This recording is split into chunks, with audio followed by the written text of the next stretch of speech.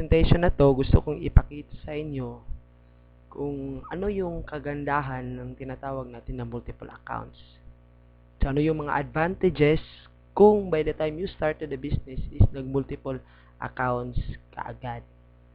So, siguro ikaw, isa ka sa mga taong nag-member na pero one account pa, or hindi pa nag-member at hindi pa nakapag-decide kung ilang accounts yung gusto mong kukunin. So, explain ko sa iyo ngayon kung bakit maganda by the time you start a business, mag-multiple heads ka. So, the beauty of multiple heads. So, may mga options tayo how to start the business. So, first option is tinatawag namin na starter package, which is one head. Second option mo is entrepreneur business package, which is 3 heads.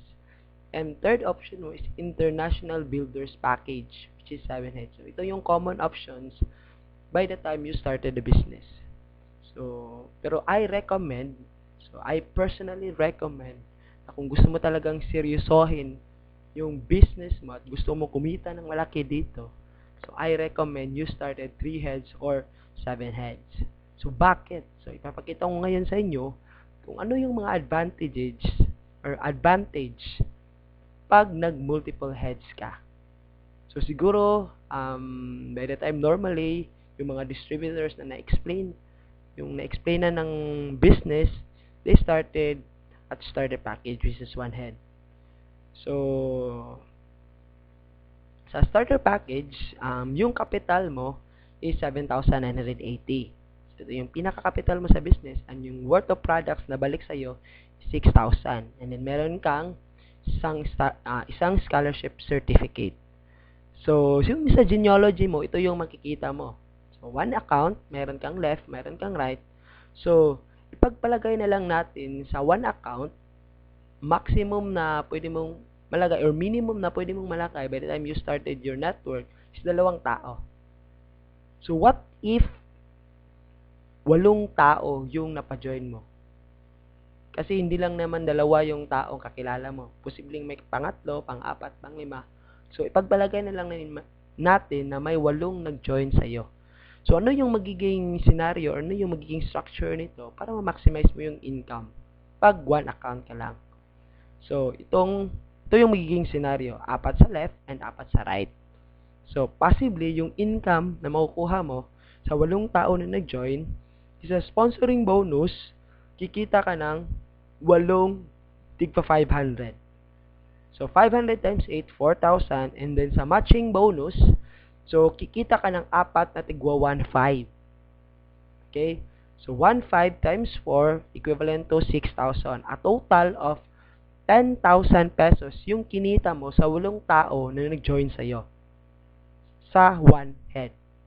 So, ano yung advantage pag you started entrepreneur business package or 3 heads? So, magkano yung capital sa entrepreneur business package? Yung capital is 23,940.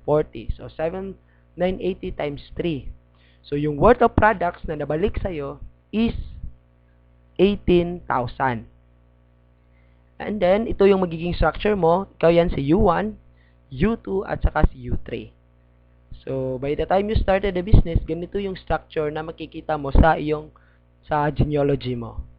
So, mayroon siyang tinatawag na cash payback. Ibig sabihin, by the time you invested 23,940, automatic, kumita ka na agad ng 2,500. So, saan yun nanggaling? So, by the time nag-invest ka, parang naka-recruit ka ng 2 tao. So, 500, 500, 1,500, a total of 2,500.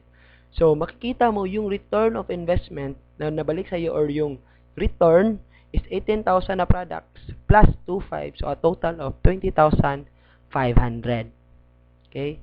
So, yung cash out, parang yung pera na talagang pinalabas mo, inilabas mo by the time na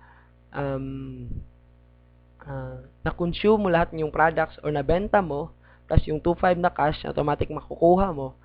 So, kulang-kulang na 3,440 only lang yung napagawas na pera mo.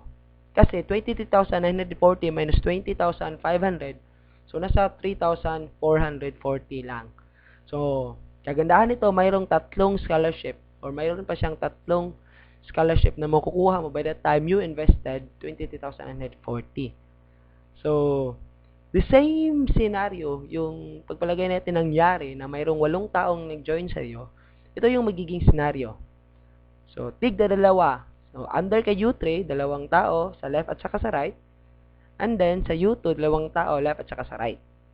So, magkano yung income mo? Sa 8 tao na nag-join, ng 3 heads yung nagsimula ka ng 3 heads. So, yung income mo, the same, sponsoring bonus is 500 times 8, 4,000. Pero sa matching bonus, kikita si U3 ng 2 tigwa 1.5. Okay? Kasi may 2 match na nangyari under kay U3. So, 3,000. The same kay U2, 3,000 din. And then kay U1, mayroong 4 na match. Kasi 4 sa left and 4 sa right. So, total of 6,000. So, kulang-kulang magkano lahat yung kinita mo by the time yung 8 tao nag-join sa'yo. So, a total of 16,000 pesos. Okay?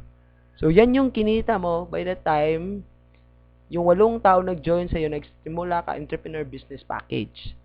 So, mayroong last na option, international builders package, na kung gusto mo talagang kumita na malaki, we recommend na ito yung kunin mo. So, magkano yung kapital? So, you invest almost 55,860. So, kulang-kulang mga 56,000. Worth of products na bumalik sa'yo is 42,000. And then, ito yung magiging structure mo sa genealogy mo. So, U1, U2, U3, U4, U5, U6, at saka si U7, nakapangalan yan lahat sa'yo. So, magkano yung cash payback? So, hindi ka pa nagsisimula, automatic, kumita ka na agad ng 10,500. So, i-compute mo lang, 4 na direct referral at nasa 5 pairing yan. So, yung return is 42,000 plus 10,500. So, nasa 52,500. So, kung i-minus mo, 55,860 yung capital, minus 42,500. So, parang yung cash out mo talaga na pinalabas na pera mo is nasa 3,360 only. So, meron ka pang 7 scholarship na pwede mong ipamigay sa mga kakilala mo, kapatid mo, mag-anak mo. So, the same scenario, 8 persons yung nag-join sa'yo. So, ito yung magiging scenario.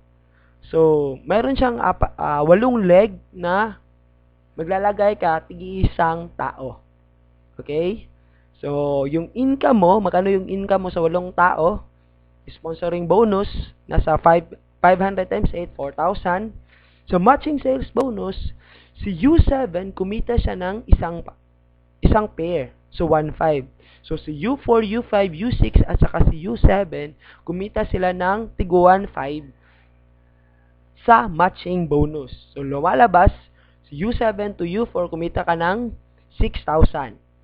Okay? Si U3 at saka si U2, kumita ng tigda 1.5. So, a total of 3,000 times 2, 6,000.